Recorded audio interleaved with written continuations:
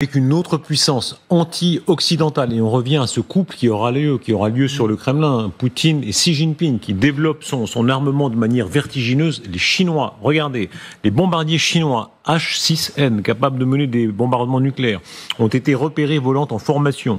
Ce bombardier constitue la composante aérienne de la triade nucléaire chinoise, qui comprend également des missiles balistiques intercontinentaux terrestres et des sous-marins lanceurs d'engins.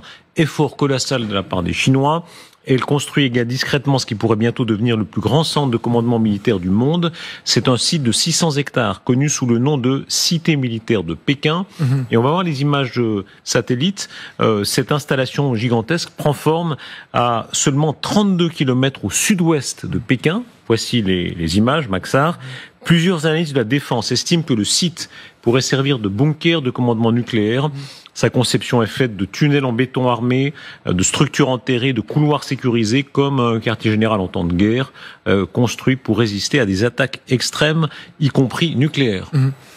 C'est leur équivalent de ce dont on parlait tout à l'heure, de l'exercice Pégase. Tout ça, pour moi, c'est du signalement stratégique. Donc, leurs bombardiers nucléaires qui sont pris en photo et ensuite la communication. Ce chantier très visible par de l'imagerie satellitaire commerciale et un pays qui ne cache pas ce qu'il est en train de faire. C'est un message qui est évidemment adressé pour moi aux Chinois, mais surtout aux Américains. Et qui rend, si vous voulez, à mon sens, et j'espère profondément me tromper, la perspective d'un conflit militaire d'abord conventionnel entre les États-Unis et la Chine de plus en plus probable.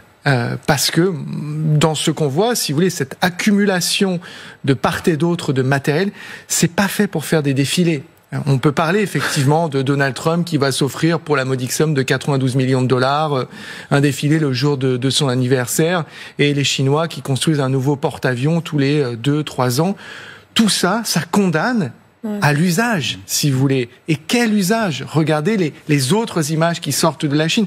Ces soldats qui, bravant l'interdit, vont déployer un drapeau chinois sur un atoll dont ils réclament la possession. Est-ce qu'il faut reconnaître là que Trump et les Américains, tous, pas seulement Trump, sont plus éveillés aux dangers chinois que nous ne le sommes ici en Europe de l'Ouest? Mais ils sont... Sur les Ouïghours, ils sont plus vocaux. Sur le Tibet, ils sont plus vocaux. Ils ont souvent été plus courageux que les Européens qui ont tellement envie de faire du commerce. Surtout sur les échanges commerciaux. En fait, moi, je vois ces roulements de tambour militaires des Chinois comme étant le symétrique dans la défense de ce qu'on voit en matière commerciale. C'est-à-dire que quand Trump a sorti son gros gourdin en disant je vais vous mettre des droits de douane de, on sait plus très bien parce que ça change régulièrement, mais 120, 130%, il a espéré que les Chinois répondent d'accord, on va venir négocier parce que franchement, ça nous fait trop mal. Et Xi Jinping a dit puisque c'est comme ça, moi je fais les mêmes et je rajoute 10 points.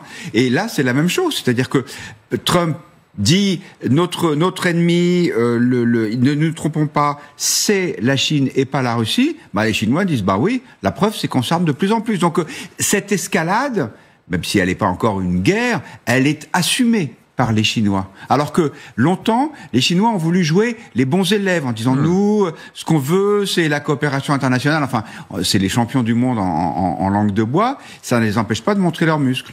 Sur les Ouïghours, ils sont vocaux parce que les Ouïghours les gênent, puisque les Ouïghours c'est une minorité, ce ne sont pas des Chinois Han et ils sont musulmans.